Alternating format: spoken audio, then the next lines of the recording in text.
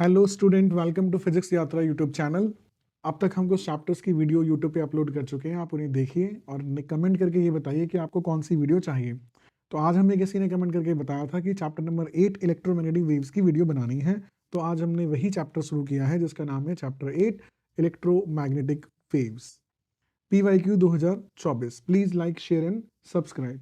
So let us start the question number 1 on your screen. Question number 1 says the electric and magnetic fields of electromagnetic waves are। तो EM wave के अंदर जो electric field vector और magnetic field vectors होते हैं उसके बारे में आपको बताना है कि कौन सा ऑप्शन सही है। तो जैसा कि हम जानते हैं कि इलेक्ट्रिक EM वेव के अंदर, इलेक्ट्रोमैग्नेटिक वेव के अंदर इलेक्ट्रिक फील्ड और मैग्नेटिक फील्ड दोनों सेम फेज में होते हैं। उनके बीच का फेज डिफरेंस कितना होता है? 0। बट वो दोनों आपस में एक दूसरे के क्या होते हैं? परपेंडिकुलर होते हैं। तो ई वेक्टर बी वेक्टर के परपेंडिकुलर होता है और उनके बीच में फेज डिफरेंस कितना होते हैं? 0। तो इसीलिए हमारा ऑप्शन नंबर सही होगा, option number A. Moving to the question number 2। Question number 2 says the first scientist who discovered and observed the electromagnetic waves of wavelength in the range of 25 mm to 5 mm। किस scientist का नाम है? हमें नाम बताना है जिन्होंने सबसे पहली बार ये काम किया। तो वो आंसर है हमारे सामने JC बोस। ये साइंटिस्ट का नाम आपको याद करना पड़ेगा, NCERT की बुक में है। और आंसर है आपका C, JC Bose. Next we have question number 3। Question number 3 says कि आपके सामने 4 इक्वेशंस दी गई हैं, रीजन दिए गए हैं, रीजन 1 2 3 4। इनमें से कौन सा इलेक्ट्रिक फील्ड को डिस्क्राइब कर रहा है? तो जैसा कि हम जानते हैं कि जो हमारी इलेक्ट्रोमैग्नेटिक वेव है, इलेक्ट्रोमैग्नेटिक EMW जो वेव है, वो हमारे सामने जो होना चाहिए वो ओमेगा वर्सेस या तो एक्स का, वाई का या जेड का किसी एक का फंक्शन होना चाहिए। ओमेगा का और एक्स वाई जेड का। ओमेगा नहीं तो आप इसे टी भी कह सकते हैं, मतलब टी वर्सेस एक्स का फंक्शन होना चाहिए। तो ऑप्शन नंबर 1 ही एक ऐसा है जो हमारी स्टैंडर्ड इक्वेशन को रिप्रेजेंट करता है। के क्या दिखाता है? प्रोपगेशन कांस्टेंट, जेड का नाम एक्सेस है, ओमेगा का नाम एंगुलर फ्रीक्वेंसी है, टी का नाम क्या है? Small time at any instant of time. तो टी और जेड या एक्स वाई जेड का फंक्शन होना चाहिए। तो option number A will be correct. Next moving to the question number 4। The electromagnetic waves with wavelength 10 nanometre are called. कौन सा नाम होगा ये आपको आइडेंटिफाई करना है इस क्वेश्चन में। तो आपको वेवलेंथ की रेंज याद होनी चाहिए। तो इसका आंसर है लगभग हमारे सामने अल्ट्रा वॉयलेट रेज। ये आंसर हम बोर्ड के आंसर की से उठा रहे हैं, बोर्ड के आंसर की में इसका आंसर अल्ट्रा वॉयलेट रेज दिया गया है। क्वेश्चन नंबर 5 हमारे सामने है, वाटर प्योरीफायर करने में कौन सी वाली वेव्स का यूज किया जाता है? तो आंसर है आपके सामने अल्ट्रा वॉयलेट रेज का यूज किया जाता है। क्वेश्चन नंबर 6 हमारे सामने है, फेज डिफरेंस हमें बताना है electric field and magnetic field में। ये क्वेश्चन नंबर 1 में ही आ गया है। तो हम जानते हैं कि फेज डिफरेंस कितना होता है? 0 डिग्री। बट उनकी डायरेक्शन परपेंडिकुलर होती है, बट फेज डिफरेंस क्या होता है? हमेशा 0 degree. Next we have question number 7 on your screen. Question number 7 है, वेल्डर्स जो हैं वो स्पेशल प्रकार के गॉगल्स पहनते हैं, फेस मास्क पहनते हैं, किस प्रकार की रेडिएशन से बचाने के लिए? तो इसका आंसर भी क्या है? अल्ट्रावायलेट रेज से बचाने के लिए ही किया जाता है। क्वेश्चन नंबर 8 हमारे सामने दिया है कि मैग्नेटिक फील्ड 4 हिस्सों में दिया गया है। आपसे पूछा है कौन सी इक्वेशन सही है। तो हमने इलेक्ट्रिक फील्ड की इक्वेशन जैसे पढ़ी थी वैसे ही मैग्नेटिक फील्ड की इक्वेशन होगी। That should be a function of x Y z, कोई एक चीज आनी चाहिए और टी का फंक्शन। तो option number 3 will be correct, option number 3 will be correct. Question number 9। Question number 9 है हमारे सामने, which of the following has the highest frequency. तो इसका आंसर हमारे सामने जो हमारे दिया गया है इसमें से किसकी फ्रीक्वेंसी सबसे ज्यादा होगी? तो आंसर है गामा रेज की फ्रीक्वेंसी सबसे ज्यादा होती है। या असेंडिंग डिसेंडिंग ऑर्डर एनसीईआरटी की बुक में है, प्लीज वहां से रीड करिएगा इसको। क्वेश्चन नंबर 10 है कि ये फ्रीक्वेंसी किस रेंज से बिलोंग कर रही है। अगर आपको वेवलेंथ की रेंज याद है तो आप फॉर्मूला लगा सकते हैं nu equal to c by lambda और वहां से फ्रीक्वेंसी की रेंज पता कर सकते हैं और इसका आंसर आएगा आप सामने एक्स रे आंसर आ जाएगा। Next we have question number 11। Question number 11 हमारे सामने है, ध्यान से पढ़िएगा। इलेक्ट्रोमैग्नेटिक वेव से एक्स एक्सिस में जा रही है तो ई वेक्टर जो हो गया हमारे सामने क्या हो गया? आई कैप डायरेक्शन में हो गया। At a particular moment the electric field E, एक सेकेंड हमने गलत लिख दिया इसको। क्वेश्चन बोला गया कि वेव एक्स एक्सिस में जा रही है, वेव की डायरेक्शन एक्स एक्सिस में है। तो ये हमारे सामने वेव इज ट्रेवलिंग, तो के वेक्टर की डायरेक्शन है क्या? आई कैप, और इलेक्ट्रिक फील्ड की डायरेक्शन हमारे सामने क्या है? जे कैप। तो आपसे पूछा कि मैग्नेटिक फील्ड कहाँ होगा, तो निकालने का फॉर्मूला होता है के वेक्टर। के का नाम होता है direction of propagation of wave. Formula बराबर होता है E vector cross B vector, E vector cross B vector. तो के वेक्टर की डायरेक्शन क्या दी गई है? आई कैप, ई की डायरेक्शन क्या है? जे कैप, और बी वेक्टर की डायरेक्शन मुझे निकालनी है। तो क्रॉस प्रोडक्ट आपने मैथ्स में भी पढ़ा होगा और फिजिक्स में भी पढ़ा होगा। तो आपको यहाँ एक ऐसा पैरामीटर लगाना है कि आपको आई कैप मिल जाए। तो इसका आंसर क्या लगा सकते हैं हम? के कैप। क्या लगा सकते हैं यहाँ पे? के कैप। तो के कैप का मतलब है positive Z axis, positive Z axis, तो option number A will be correct. Moving to the question number 12, यहां से एमसीक्यू खत्म हो गए, आपके 2 मार्कर 3 मार्कर स्टार्ट हो रहे हैं। Name the electromagnetic waves with their wavelength range, wavelength की रेंज कई बार पेपर में पूछी जाती है और आपको ये याद होनी ही चाहिए। Which are used for FM broadcast radio, तो एफएम ब्रॉडकास्ट रेडियो के लिए हम कौन सी वेव यूज करते हैं जी, रेडियो वेव यूज करते हैं, रेडियो वेव का इस्तेमाल करते हैं। Detect of fracture in bone, तो आंसर है एक्सरे का हम यूज करते हैं। मस्कुलर स्ट्रेन के ट्रीटमेंट के लिए जो यूज करते हैं उसका नाम होता है इंफ्रारेड रेड, इंफ्रारेड रेज हम यूज करते हैं।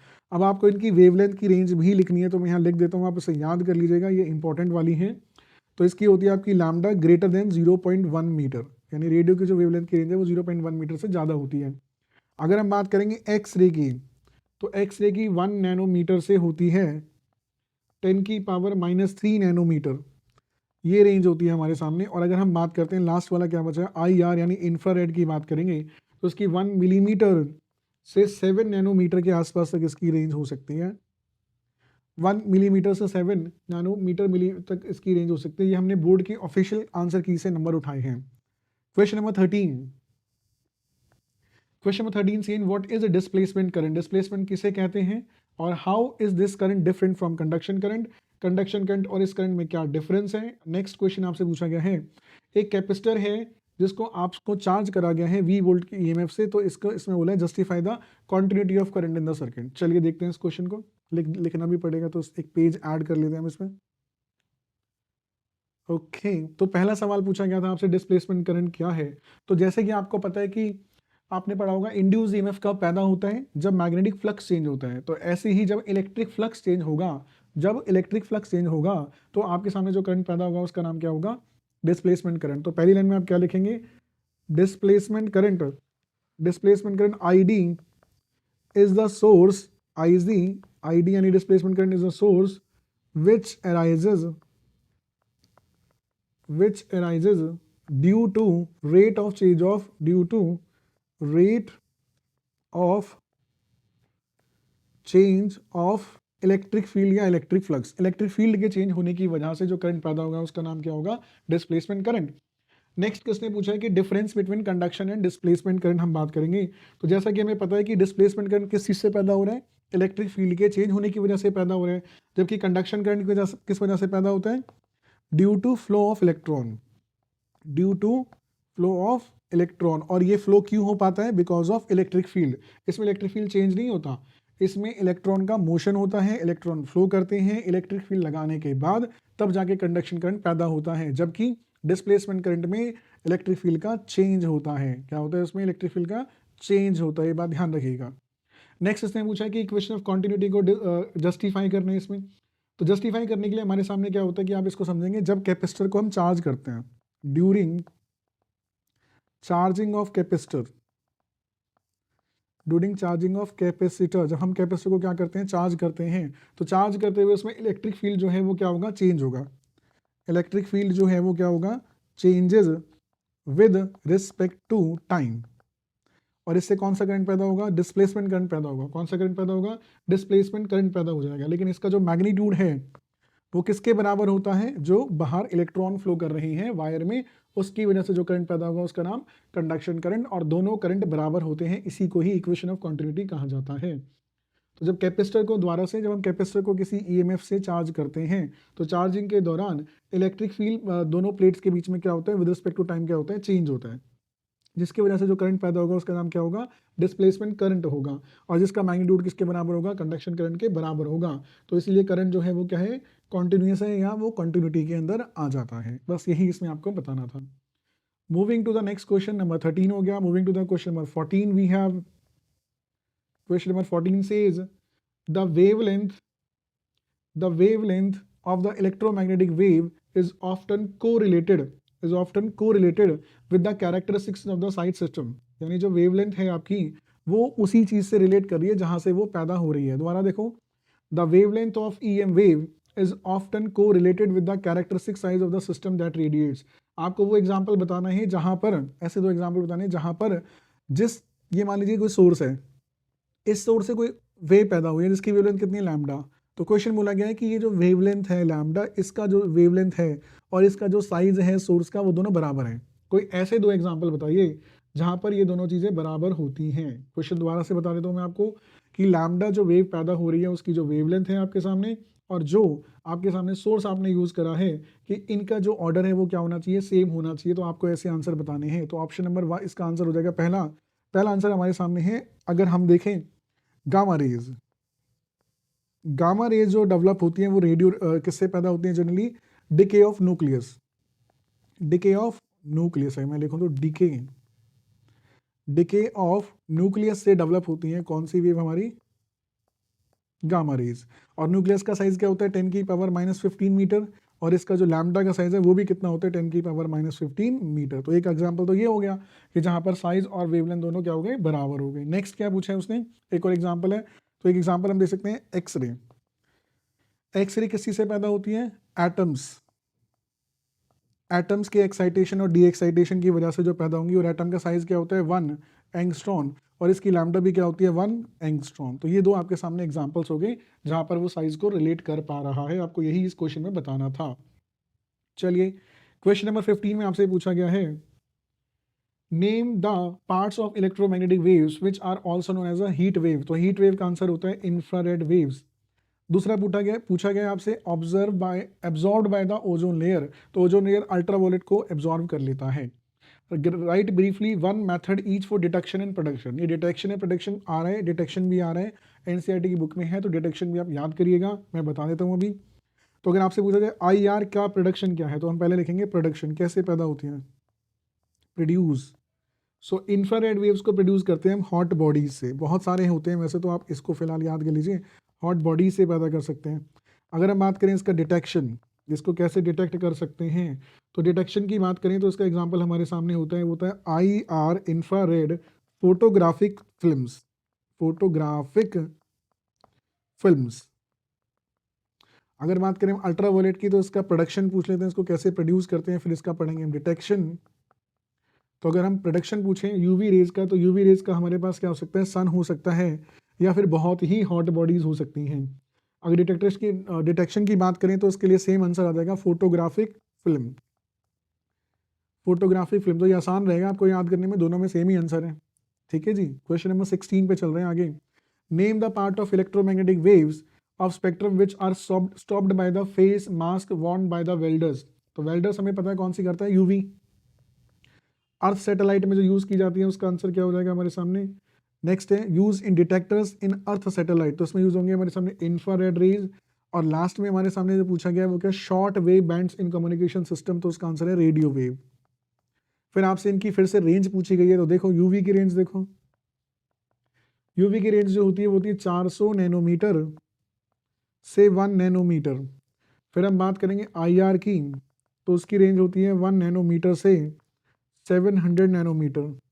और अगर हम बात करते हैं तीसरी हमारी कौन सी बची, रेडियो, तो रेडियो हम पहले भी बता चुके थे, greater than 0.1 metre, greater than 0.1 metre.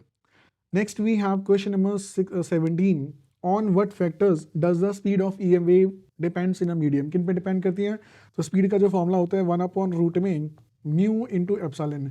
तो म्यू हो गया आपके सामने परमेबिलिटी,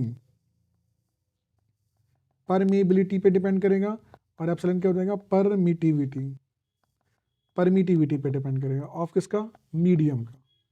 तो इन बातों पे आपसे पूछी गई ना, मीडियम में पूछी गई है, एयर में थोड़ी ना पूछी गई आपसे, एयर में तो सेम ही रहती है। तो मीडियम में दो बातों पे डिपेंड करेगा, परमिटिविटी और परमेबिलिटी। नेक्स्ट है पार्ट इसी 17 का चल रहा है, B part. Long distance radio broadcast use short waves. जो लॉन्ग डिस्टेंस ब्रॉडकास्ट होते हैं वो शॉर्ट वेव बैंड्स यूज करते हैं। क्यों यूज करते हैं आपको इस बारे में बताना है।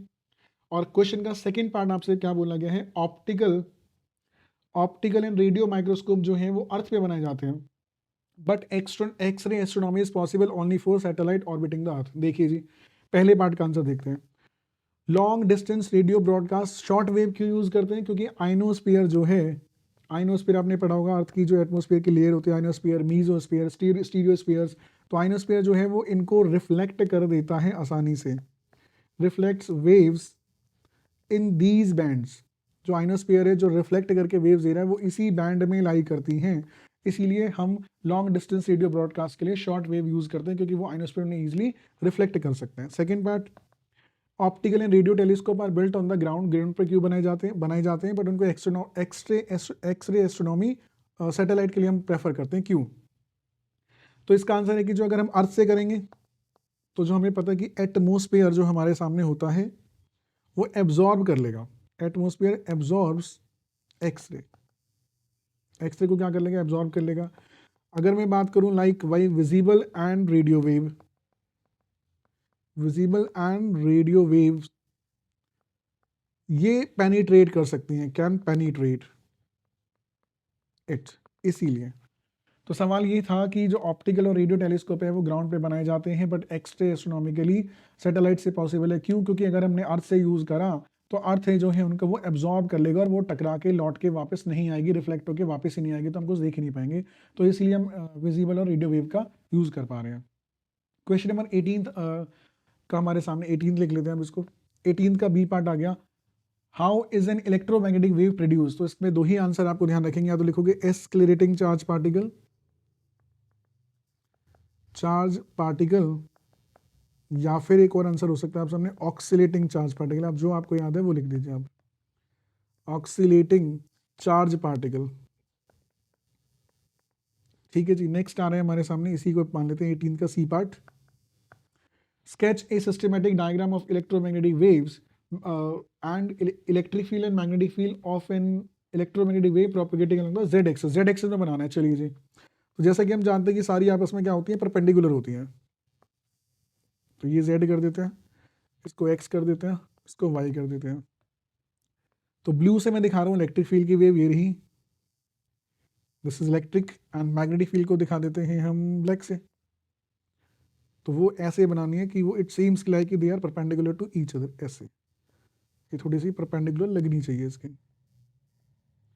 ठीक है जी, और हम दिखा सकते हैं ये हमारे सामने क्या हो गया। ओके, अब हमें जानते हैं कि ई cross B equal to k vector. के वेक्टर बताता है डायरेक्शन ऑफ वेव। हमें वेव की डायरेक्शन कहाँ पर चाहिए, के कैप के अंदर चाहिए, तो यहाँ पर क्या लगाना पड़ेगा, आई, और यहाँ पर क्या लगाना पड़ेगा, जे। तो इलेक्ट्रिक फील्ड वाली वेव को, यानी ब्लू से जो दिखाया आपने, इसको इलेक्ट्रिक फील्ड कर दीजिए, और ब्लैक वाले को मैग्नेटिक फील्ड कर दीजिए। ये दोनों आपस में परपेंडिकुलर हैं और ये दोनों जेड एक्सिस में परपेंडिकुलर डायरेक्शन में चल रही हैं। Question number next we have 19, and I think this is the last question of your video, क्योंकि इसमें लिमिटेड क्वेश्चन आते हैं इस चैप्टर में, छोटा चैप्टर है ये। Question number 19, the electric field vector की इक्वेशन दी गई है, आपसे पूछा गया वेवलेंथ एंड फ्रीक्वेंसी की वैल्यू निकालनी। तो चलिए स्टार्ट करते हैं। तो पहले हम स्टैंडर्ड इक्वेशन लिखेंगे, ई बराबर ई नॉट, कॉस दिया है तो हम कॉस लगा लेते हैं, साइन है तो साइन दिया है कॉस, फिर वाई दिया है तो वाई के साथ वाला नंबर के होगा, टी के साथ वाला नंबर ओमेगा होगा, तो omega t i cap, this is given to you.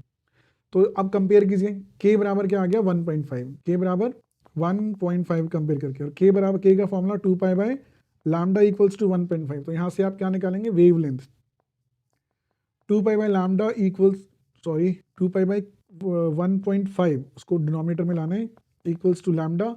तो ये कितना हो जाएगा, 2 पाई इंटू 1.5, 2.5 अपॉन में 10, 2 पाई इंटू में 10 अपॉन में 15 इक्वल्स टू लैम्डा।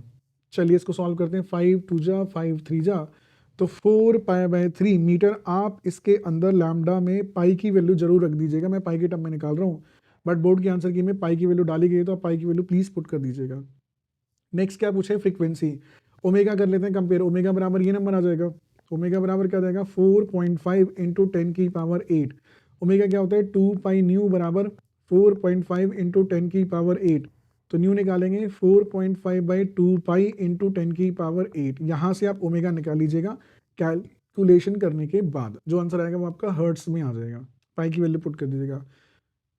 आगे पूछा है एम्पलीट्यूड ऑफ मैग्नेटिक फील्ड, उसके लिए इलेक्ट्रिक फील्ड का एम्पलीट्यूड ये वाला होगा, ये पता होना चाहिए, और इसकी वैल्यू दी गई है 6.3। तो इनके बीच में रिलेशन होता है आपके सामने, E not upon B not equal to C. तो आपको किसकी इक्वेशन दी गई है, इलेक्ट्रिक फील्ड की, आपको बी निकालना है, तो आप क्या करोगे, ई नॉट अपॉन सी बराबर किसके, बी नॉट। ई नॉट की वैल्यू दी गई थी आपको इस क्वेश्चन में 6.3, और सी कितना है 3 इंटू 10 की पावर 8 बराबर बी नॉट। तो यहाँ से बी नॉट निकाल लेना, और ये आंसर किस में आएगा, टेस्ला में। किस में आंसर आएगा, ये टेस्ला। टेस्ला क्या है, इसकी यूनिट है। एक पार्ट और रह गया, right the expression for magnetic field का एक्सप्रेशन लिखना है, तो अब तो सब कुछ निकल चुका है तो लिख देते हैं। तो बी स्टैंडर्ड इक्वेशन क्या बनेगी, बी बराबर बी नॉट, अगर कॉस है तो कॉस लगाएंगे और अंदर का मटेरियल सेम रहता है, अंदर का चीज़ें नहीं बदलती। अंदर क्या था 1.5 y प्लस 4.5 इंटू 10 की पावर 8 टी, ये अंदर का सेम रहेगा। बी नॉट क्या निकाला है आपने, यहाँ से पुट करेंगे, इसमें रेड सर्कल कर रहा हूँ, बी नॉट की वैल्यू यहाँ से कैलकुलेट करिएगा, वो पुट करनी है आपको, जैसे कि 6.3 अपॉन 3 इंटू 10 की पावर 8 कॉस, अंदर का पार्ट क्या रहेगा सारा सेम। अब आपको डायरेक्शन भी मेंशन करनी पड़ेगी, तो डायरेक्शन के लिए क्या हो जाएगा, E vector cross B vector equals to k vector. Electric field की डायरेक्शन दी गई है आपको, अब देखें डायग्राम, ये रहा आपका आई कैप और इसमें दिया गया प्लस, ये वाई दिया गया है, प्लस का वाई है तो आप क्या लेते हैं माइनस, माइनस मिलेंगे, प्लस है तो माइनस लेते हैं, माइनस है तो प्लस लेते हैं। सो इलेक्ट्रिक फील्ड हो गया आई कैप में, बी का आता पता नहीं है, और ये क्या हो गया आपके सामने माइनस का जे कैप, तो यहाँ पर कौन सा नंबर रखना पड़ेगा कि माइनस का जे मिल सके। तो हम जानते हैं कि ये हमने सर्कल पढ़ा हुआ है ऐसे, यहाँ आई है, ये जे है और ये के है, ऐसे होते हैं। तो मुझे अगर मैं आई क्रॉस के कर दूँ, आई क्रॉस के कर दूँ तो मुझे क्या मिल जाएगा माइनस जे, तो आई क्रॉस के हम करें तो क्या मिल जाएगा माइनस जे, कंडीशन सेटिस्फाई। यानी बी वेक्टर के लिए मुझे डायरेक्शन में क्या लगाना पड़ेगा, इधर के कैप लगाना पड़ेगा, बी की वेक्टर में क्या लगाना पड़ेगा के cap. So this is the last part, this is the last question of this video. तो प्लीज़ थैंक्स फॉर वॉचिंग, और आप please like share and subscribe कीजिए, और नेक्स्ट कमेंट करके बताइए कि आपको नेक्स्ट चैप्टर कौन सा करना है जल्दी से जल्दी, क्योंकि बोर्ड एग्जाम आ रहे हैं हमारे 21 में, आपका बोर्ड एग्जाम है। हम चाह रहे हैं कि हम आपको ज़्यादा से ज़्यादा मटेरियल और कंटेंट प्रोवाइड करा सकें, और अगर आपको कुछ सजेशन देना है तो please comment in the video. Thank you so much.